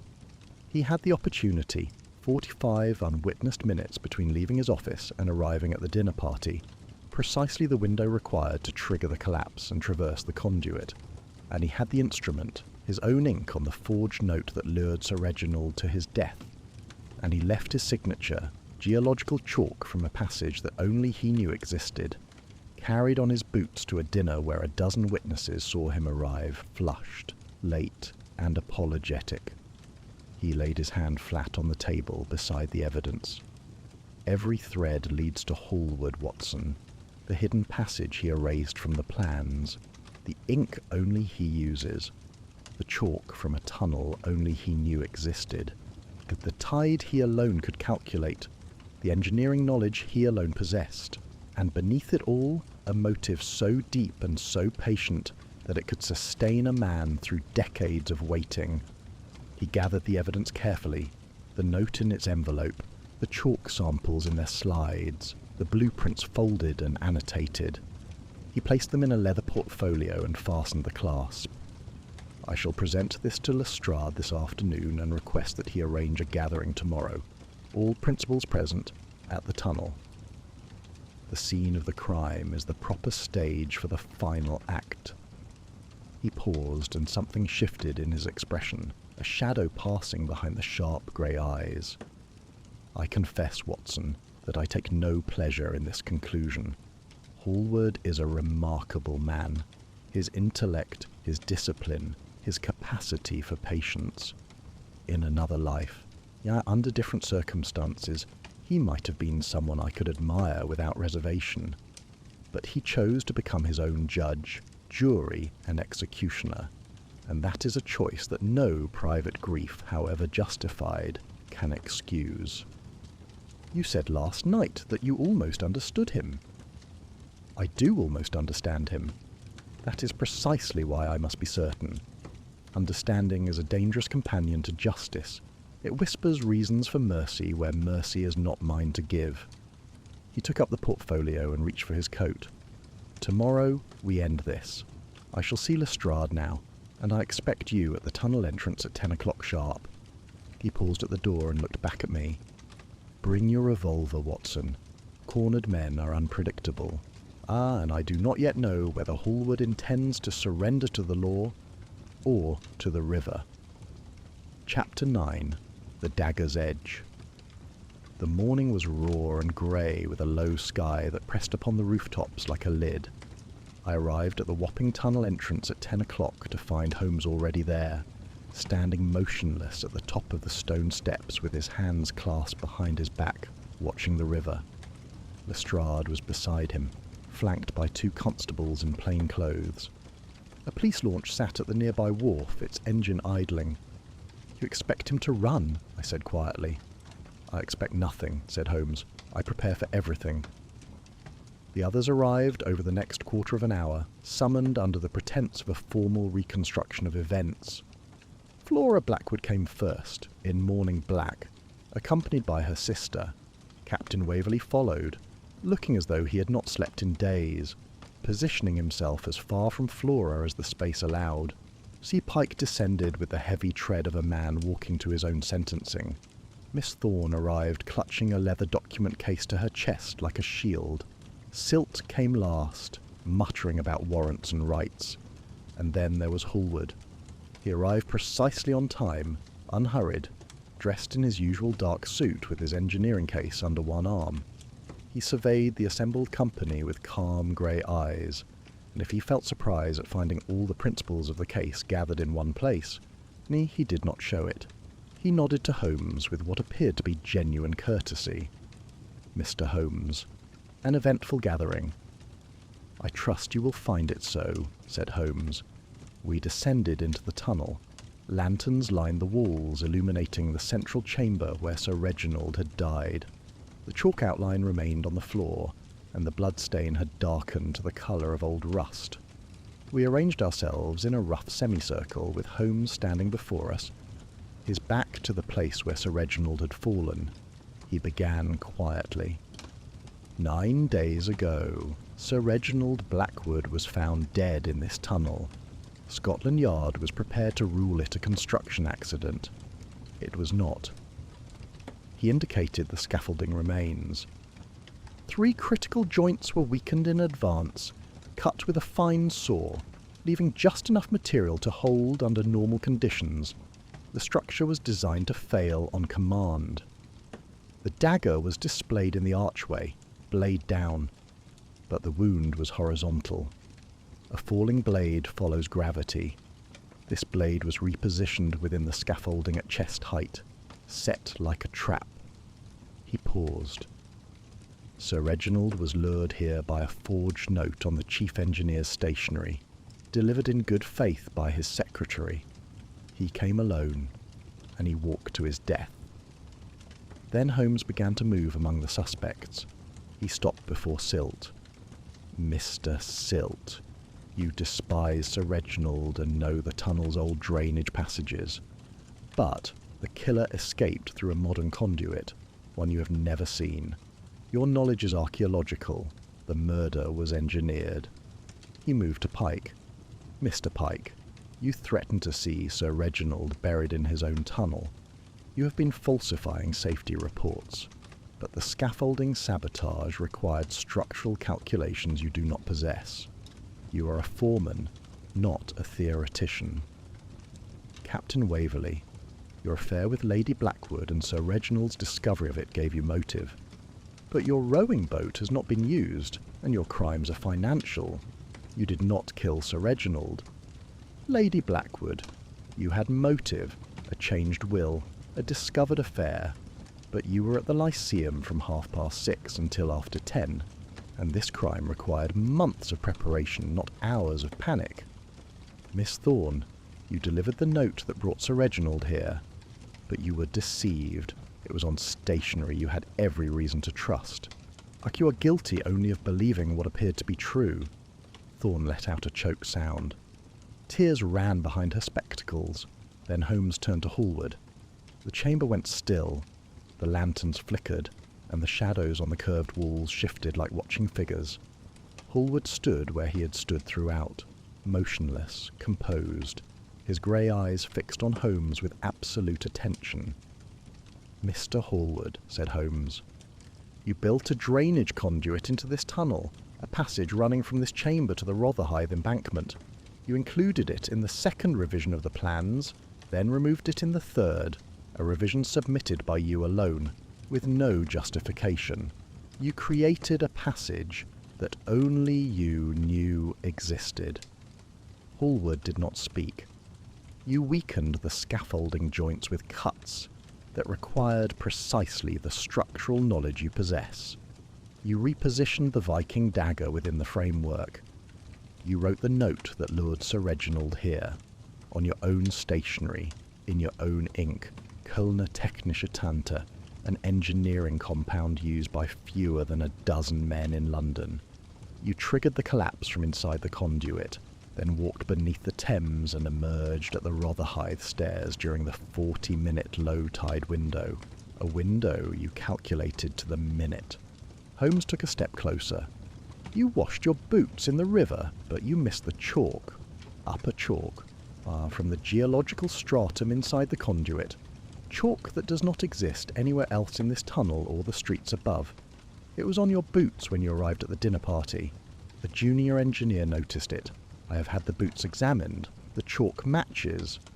The evidence fell like hammer blows, each one precise and final. I watched Hallward's face. It did not change. He received each accusation with the stillness of a man who had known this moment would come, and had prepared himself for it long ago. And the motive," said Holmes. His voice dropped. The chamber was absolutely silent. "Mary Hallward, born 1823, seamstress employed in the Blackwood household Mayfair. She became pregnant by Lord Aldrich Blackwood in 1846. When she sought acknowledgement, she was cast out, not by Lord Aldrich, but by his son. Young Reginald Blackwood, then 20 years old, ensured her total ruin. He bribed her employer, destroyed her reputation, and had her evicted. She died in a Whitechapel workhouse in 1854. Her son was 7 years old." Holmes looked directly into Hallward's eyes. "You did not kill a stranger, Mr. Hallward. You killed your brother." The tunnel held its breath. Then Hallward spoke. His voice was quiet, steady, and entirely without defiance. It was the voice of a man who had finished carrying something very heavy and was setting it down at last. "Half-brother," he said. He would never have acknowledged the other half.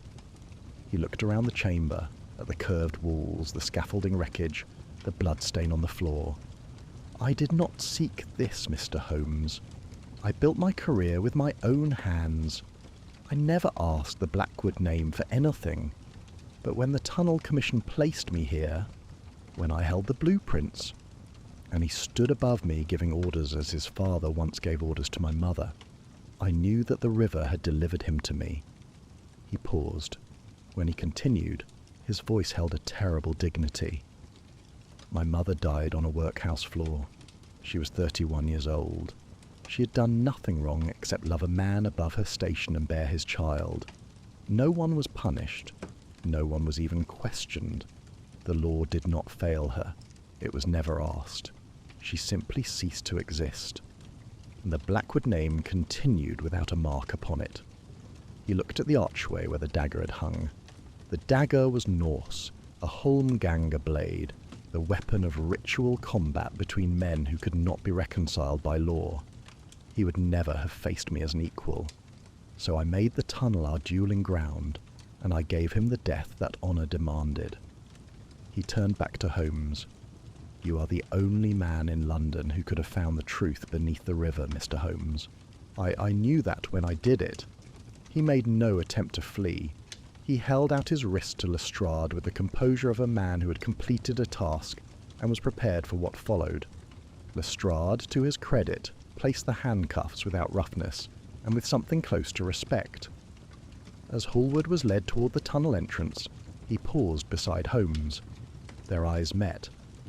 Neither man spoke. Then Hallward inclined his head, a single formal nod, and walked on into the darkness, flanked by constables, his footsteps echoing off the curved walls until the tunnel swallowed them. Holmes stood motionless for a long time after the footsteps faded. The others filed out in silence, Flora and her sister, Waverley with his head bowed, Pike staring at nothing, Thorne weeping quietly, Silt already calculating his own odds. One by one they climbed the stone steps into the grey London daylight, until only Holmes and I remained in the chamber beneath the river, standing over the bloodstain where one brother had killed another for a wrong committed, before either of them was old enough to understand its meaning. "Come, Watson," he said at last. His voice was very quiet. "There is nothing more for us here. Chapter 10, The River Keeps Its Secrets. It is some weeks now since the conclusion of the affair I've titled The Dagger Beneath the Thames, and I find myself writing these final pages in the quieter light of distance, when the urgency of the chase has faded, and what remains is the thing that always remains at the end of our cases, the question of whether justice was done, and whether justice and truth are, in the end, the same thing. Cedric Hallward was tried at the Old Bailey on the 14th of March, 1895. The trial lasted 3 days. The prosecution, armed with Holmes's evidence, presented a case of devastating clarity. The hidden conduit, the omitted blueprint, the German ink, the chalk on the boots, as the tidal calculations, and the 30-year motive rooted in a seamstress's ruin and a workhouse death. Hallward's barrister mounted a defence grounded in provocation and diminished moral responsibility, arguing that a lifetime of injustice had created a pressure that no reasonable man could have been expected to withstand indefinitely. It was an eloquent argument, and I confess it moved me. It did not move the jury. Hallward was found guilty of murder and sentenced to death. He received the verdict standing, as he had stood throughout the trial, upright, composed, and entirely without self-pity. He did not appeal. The newspapers, which had seized upon the case with the rapacious enthusiasm that only a murder involving both nobility and engineering can inspire, were divided in their sympathies. Several editorials expressed discomfort with the sentence, noting the extraordinary circumstances of Hallward's life and the undeniable cruelty visited upon his mother. Others insisted that the law must apply without sentiment, and that a man who builds a murder the way another man builds a bridge has forfeited any claim to mercy. I read them all and found wisdom in none of them. Holmes did not attend the trial. He followed its progress through the newspapers, reading each day's proceedings with his customary precision. But he did not set foot in the Old Bailey, and he declined 3 separate requests from journalists to comment on the case. When I asked him why, he said only, "I have done my part, Watson. The rest belongs to the law, and the law does not require my audience." He was unusually quiet in the weeks that followed. Not the restless, irritable silence of a man without a case. I knew that mood well enough. But something deeper and more still, the silence of a man thinking through a problem that had no solution. He played the violin more than usual, and the pieces he chose were slow and contemplative. Handel's Largo, or a Brahms intermezzo, and one evening a melody I did not recognize at all, something ancient and minor-keyed that might have been a folk song or might have been his own composition. I did not ask. There are territories in Holmes's inner landscape that even I have learned not to map. The other principals in the case dispersed according to their natures. Lady Flora Blackwood and Captain Piers Waverley left England within a fortnight of the trial's conclusion, bound for Italy. I learned through a mutual acquaintance that they had settled in Florence, where Flora, freed at last from the Blackwood name and its attendant obligations, had taken a small villa overlooking the Arno. Waverley received a suspended sentence for the embezzlement after returning the funds in full, a leniency I attributed in part to Holmes's quiet representation to Lestrade that the captain's cooperation had materially assisted the investigation. Whether they found happiness in Florence I cannot say, but I hope they found peace, which is perhaps the more durable commodity. Oswald Pike was dismissed from his position and fined £200 for the falsified safety reports. He avoided prison. The magistrate accepted that Pike's fabrications, while reckless, had not directly contributed to Sir Reginald's death, and were the product of impossible pressure rather than criminal intent. The tunnel project was taken over by a new engineering firm, and the last I heard, Pike had found work supervising dock construction in Liverpool, a role that suited his talents if not his ambitions. I suspect he sleeps better now than he did in the shadow of Sir Reginald Blackwood. Miss Evangeline Thorne continued to administer the Blackwood Foundation with the same quiet competence she had always shown. The foundation, ironically, thrived in the aftermath of Sir Reginald's death. His murder had drawn public attention to his philanthropic work, and donations increased substantially. Miss Thorne managed this growth with characteristic discretion. Her secret, the women's shelter in Bethnal Green, funded by small diversions from the Foundation's accounts, was never exposed during the investigation. Holmes had discovered it, of course. He discovers everything, but he said nothing to Lestrade, nothing at the trial, nothing to Miss Thorne herself. I noticed only that, some weeks after the case concluded, the Bethnal Green shelter received an anonymous donation sufficient to secure its operations for several years. The donor's identity was never established. I have my suspicions, but Holmes has never confirmed them, and I have learned that some questions are better honoured by their silence than by their answers. Jerome Silt was charged with illegal excavation and smuggling of antiquities from the tunnel site. His trial was brief and colourful. Silt defended himself with a fluency and indignation that entertained the gallery if not the bench, arguing that the Thames had been yielding its treasures to mudlarks for centuries, and that no Act of Parliament could alter the river's generosity. The magistrate was unmoved but not unsympathetic, and Silt received a reduced sentence of 6 months, of which he served 4. I have little doubt that upon his release he returned immediately to the foreshore, his pockets lined with optimism and his eyes on the mud.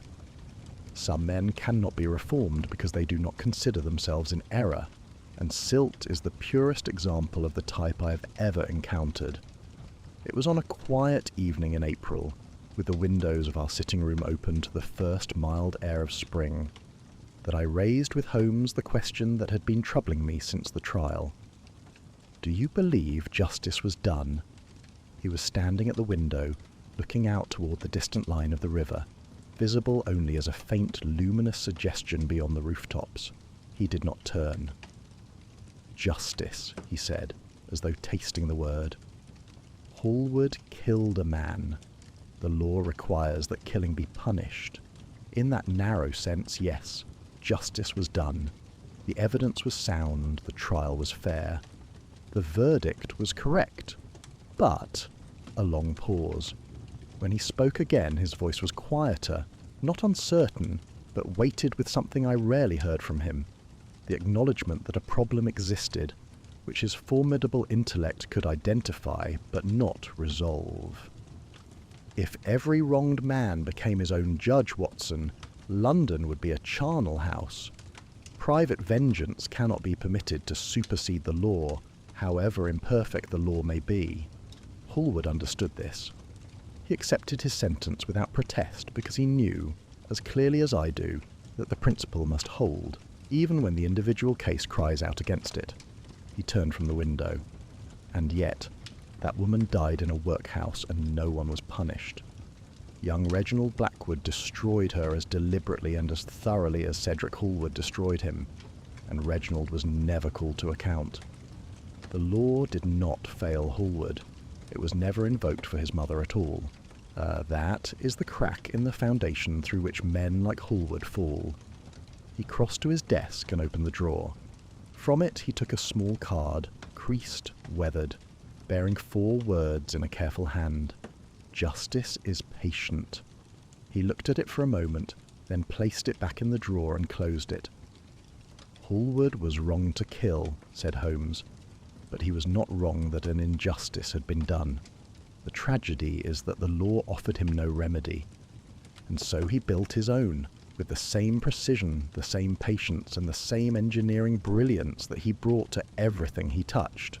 He is the most capable criminal I have ever pursued, Watson, and in another world, a juster world, he would never have become a criminal at all. He said nothing more. He took up his violin and drew the bow across the strings, and what emerged was something slow and mournful. Handel, I believe, though played with a depth of feeling that transformed the familiar melody into something I had not heard before. I sat in my chair and listened, and I did not interrupt. Outside, the evening deepened, and somewhere beyond the rooftops the Thames flowed on, dark, patient, indifferent, carrying its secrets as it always has, from the heart of the city to the sea. I set down my pen now and consider the title of this account. Holmes, in one of his rare moments of sentiment, suggested it might better be called The Sins of the Father. I have chosen otherwise, for it seems to me that the story belongs not to any single sin or any single father, but to the river itself, to the dark water that yielded up a Viking blade and a buried truth, and then closed over both as though neither had ever existed. I leave it to the reader to decide which title is more fitting. The case is closed. The river flows on.